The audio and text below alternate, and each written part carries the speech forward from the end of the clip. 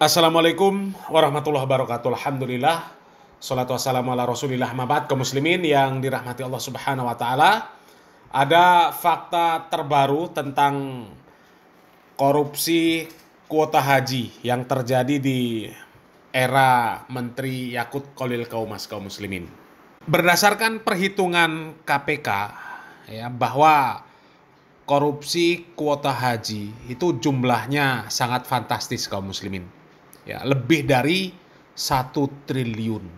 Tapi ya memang ya cukup wajar lah kaum muslimin kalau jumlahnya lebih dari 1 triliun, ya. Karena jual beli kuota haji itu sangat menjanjikan, kaum muslimin, ya. Haji plus saja dikabarkan bahwa ada yang sampai mendaftar harganya 1 miliar lebih. 1 miliar lebih, kaum muslimin. Dan silakan hitung, kaum muslimin, ya, jumlah kuota haji itu yang dijual ke Haji Plus itu 10.000. Ya, tinggal kalikan.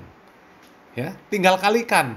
Meskipun ada yang nggak sampai 1 miliar, tapi ya sangat rasional. Ya, kalau hitungan KPK itu korupsinya 1 triliun lebih, kaum muslimin. Ya, coba kita baca beritanya, kaum muslimin. Ini dari halaman kompas.com. KPK, kerugian negara akibat korupsi kuota haji 2024 lebih dari 1 triliun. Jakarta, kompas.com. Komisi Pemberantasan Korupsi KPK mengatakan kerugian keuangan negara akibat dugaan korupsi penentuan kuota haji 2024 mencapai lebih dari 1 triliun. Di mana dalam perkara ini kuota haji hitungan awal dugaan kerugian negaranya lebih dari 1 triliun. Ini kata juru bicara KPK Budi Prasetyo di Gedung Merah Putih, Jakarta, Senin 11 Agustus 2025.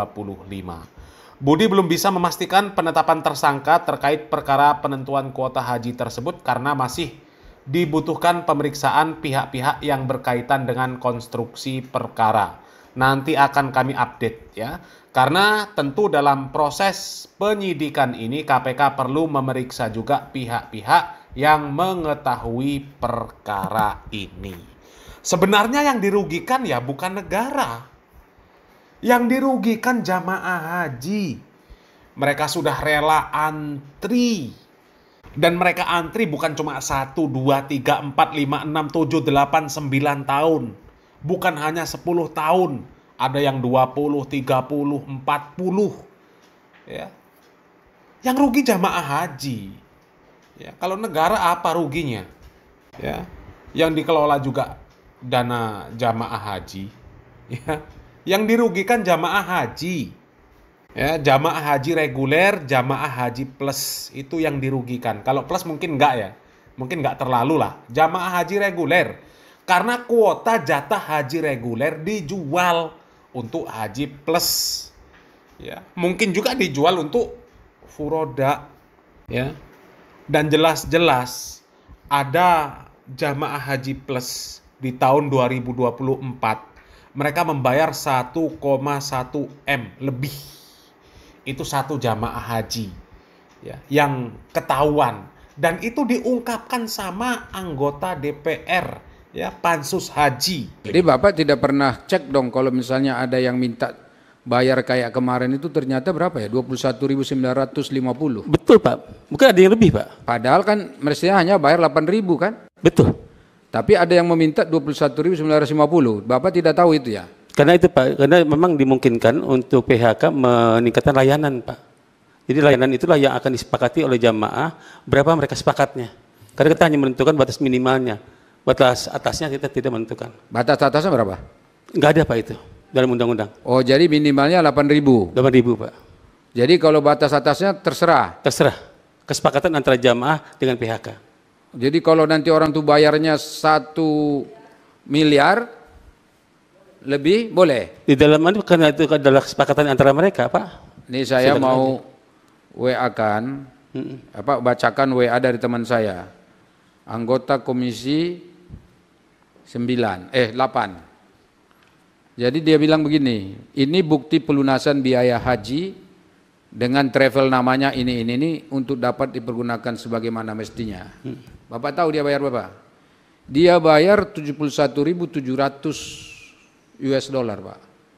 Kalau saya hitung, ini serius nih, ada buktinya kok. Satu orang dong, ini satu nama, Pak.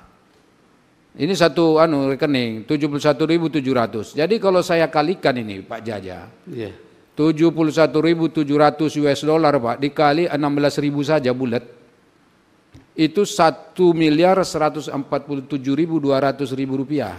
Coba kaum muslimin, ya, itu satu orang bisa sampai 1,1 miliar untuk biaya haji plus di tahun 2024. Ya. Jadi ya sangat tidak mengherankan dan tidak terlalu mengejutkan kalau jumlahnya lebih dari 1 triliun. Ya, itu mungkin bisa 5, 6, 7 bahkan 8 triliun bisa jadi. Ya. Mengingat jumlah kuota jamaah haji reguler yang dialihkan ke haji plus, itu haji plus saja, itu 8.400 kuota. Ya. Jadi bisa dikalikan lah, dikali 1 miliar saja, nggak usah 100 sekian jutanya, nggak usah. Ya, itu sudah 8 triliun. Ya, ya katakanlah nggak sampai 1 miliar, orang bayarnya 500 juta. Itu sudah 4 triliun. Ya, lebih 4 triliun. Ya, coba. Luar biasa kaum muslimin, ya. Dan setelah KPK kemarin memanggil Yakut, ya, KPK juga belum menetapkan Yakut sebagai tersangka kaum muslimin.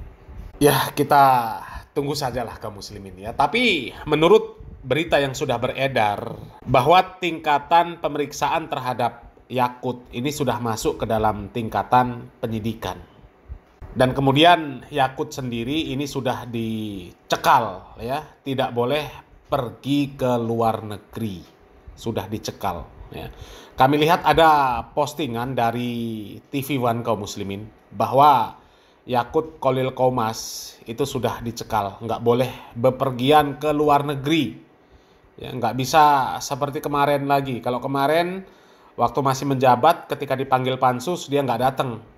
Bahkan dipanggil sampai 3 kali, nggak datang juga.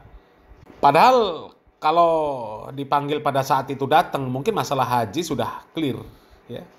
Tapi karena dia nggak datang, ya mungkin masih menyusun skenario lah.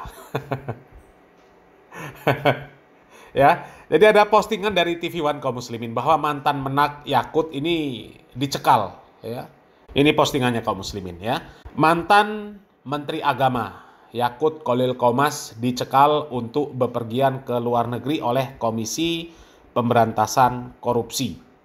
Pencekalan ini dilakukan terkait kasus yang menyeret Yakut soal dugaan korupsi kuota dan penyelenggaraan ibadah haji di Kementerian Agama periode 2023-2024. Pada tanggal 11 Agustus 2025, KPK telah mengeluarkan surat keputusan tentang larangan bepergian ke luar negeri terhadap 3 orang, yaitu Yakut Khalil Qomas, ya, kemudian ini siapa nih namanya, IAA ya, dan FHM, ya, terkait dengan perkara tersebut. Ungkap juru bicara KPK Budi Prasetyo Selasa 12 Agustus 2025, ya.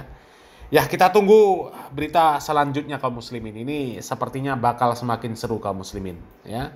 Akan terlihat ya bahwa orang-orang yang selama ini sangat memusuhi dakwah sunnah, yang sok-sokan paling NKRI, ya, paling nasionalis, ternyata kelakuannya sangat menjijikkan kaum muslimin, ya.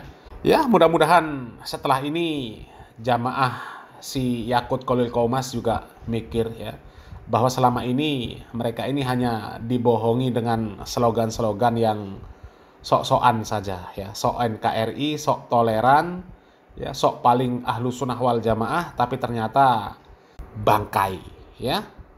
Salam waras, salam akal sehat, barakallahu fikum, wassalamualaikum warahmatullahi wabarakatuh.